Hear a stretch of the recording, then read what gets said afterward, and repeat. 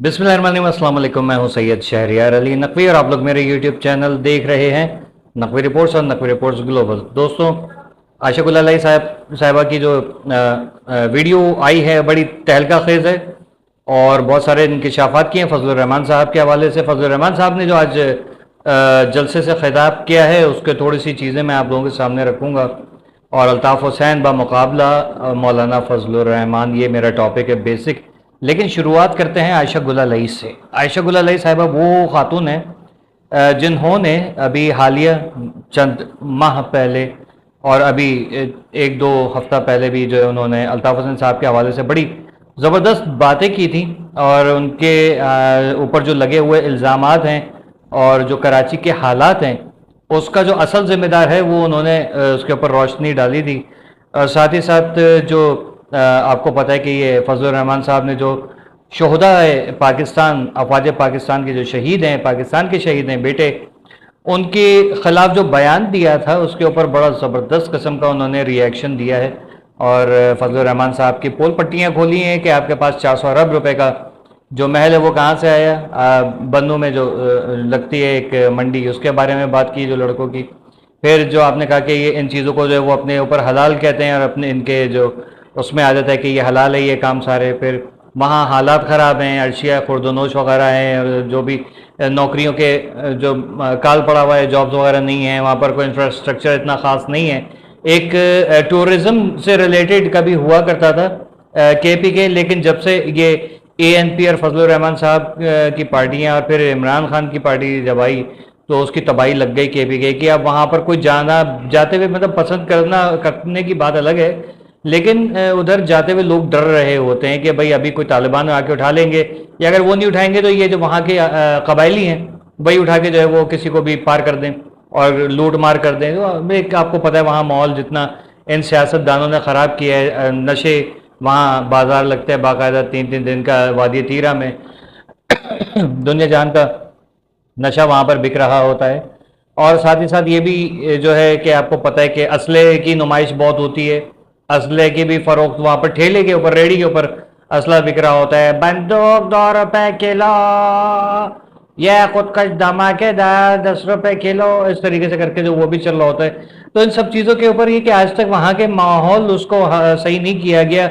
Universities colleges वगैरह के अंदर कोई इतने ज़्यादा प्रोग्रेस नहीं हुई है, ना ही वहाँ पर कोई ऐसी खास तामीर और तरक्की की है इस हवाले से। यहाँ वहाँ पर हॉस्पिटल्स के जो है वो कोई नई डेवलपमेंट्स नहीं हैं और कोई प्रोजेक्ट्स नहीं हैं, उसके ऊपर भी उन्होंने काफ़ी जोर दिया कि इन चीज़ों के ऊपर क्यों नहीं बात करते।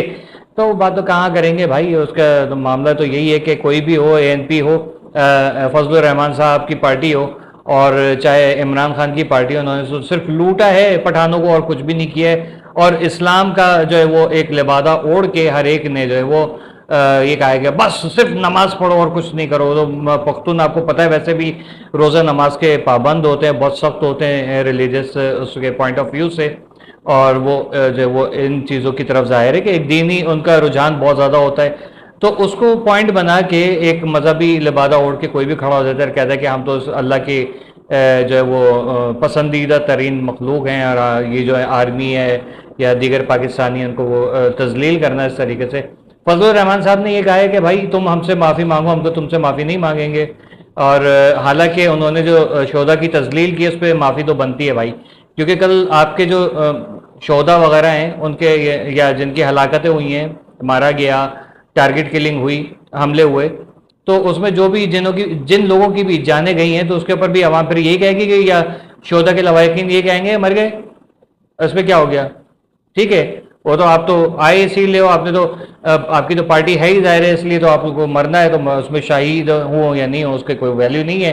दीन के लिए और अपने मुल्क के लिए क्या किया तो इस किस्म के अल्फाज उठ सकते हैं। इवन ये कि उनके साबका बयान के ऊपर जो है वो शोहदा के लवाहिकीन के ख़ास तौर पर माओ के जो जज्बाती बयानात आए और फिर जो उनको उल्मा ने भी, दीगर उल्मा ने भी, दीगर फ़िरक़ों से रिलेटेड उल्मा ने भी उनको बड़े आड़े हाथों लिया। आयशा गुल अलाई भी कह रही हैं 400 अरब के आपके पास ये कहाँ से आया, आपके जो हर शहर के अंदर महल्लात हैं वो कहाँ से आ रहे हैं, आपको फंडिंग कहाँ से मिल रही है, कौन सा ऐसा इस्लामिक आपके यहाँ निज़ाम है कि आपका ही बेटा जो है वो आपके बाद आपका नायब है, आपके रिश्तेदार जो हैं वो असम्बलियों के अंदर मुख्तलिफ जो आपकी पार्टी के भी जो ओहदे हैं उसके ऊपर भी जो है वो तशरीफ़ फरमा है, तो आप उसके हवाले से क्यों नहीं बात करते, और ये कौन सा आप इस्लामिक निज़ाम लेके चल रहे हैं। अब यही फ़र्क है कि वो कह रहे हैं कि भाई हम तो अपने बयान पे कायम है, और अगर आपके खिलाफ खड़ा होना पड़े तो खड़े भी हो जाएंगे। इस किस्म की बातें उन्होंने ज़ाहिरी और बातिनी तौर पे ये अर्ज़ की है कि अफवाज पाकिस्तान के खिलाफ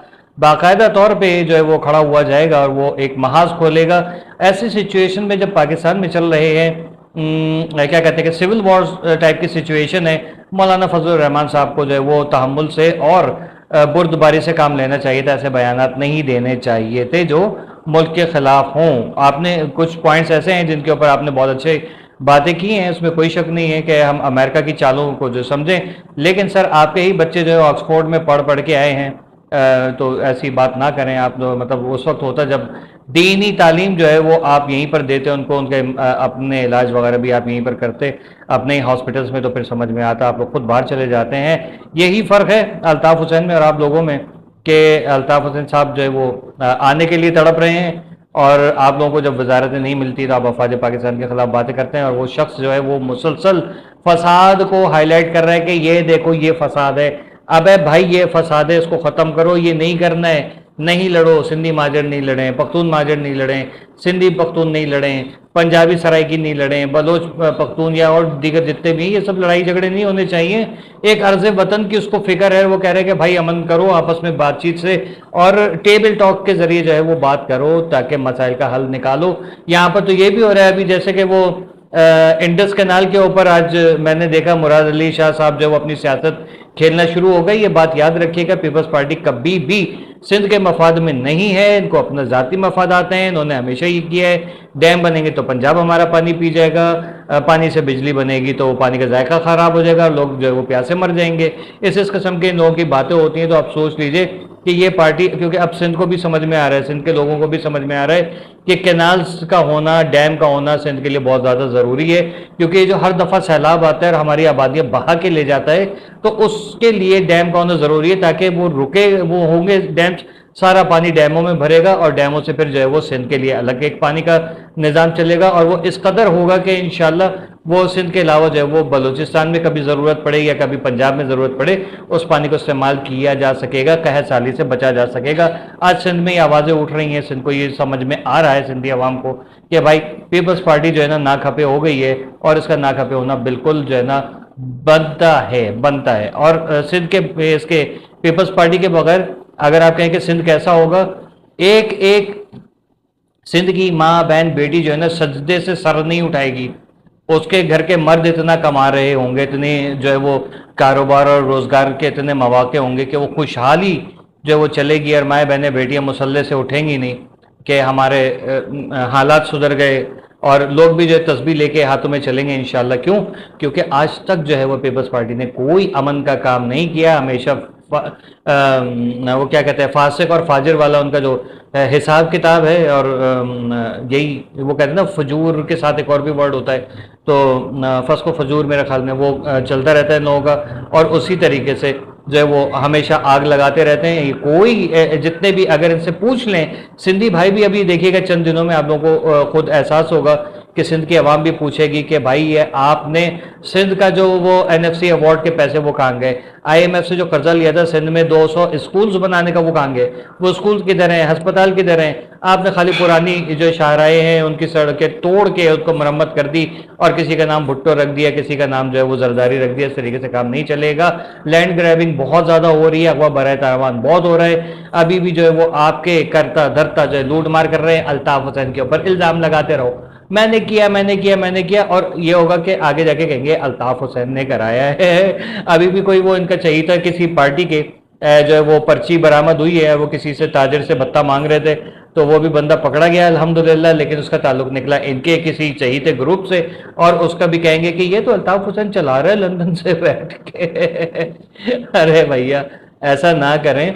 अल्ताफ हुसैन साहब और उनकी पार्टी के जो अरकान हैं, वो उनके जो सपोर्टर्स हैं, वो कोई जिन्नात शयातीन नहीं है, बल्कि वो लोग हैं जो इस वतन से प्यार करते हैं और इसको फलता फूलता देखना चाहते हैं बगैर किसी रंग नस्ल की तफरीक के। अल्लाह हाफिज़।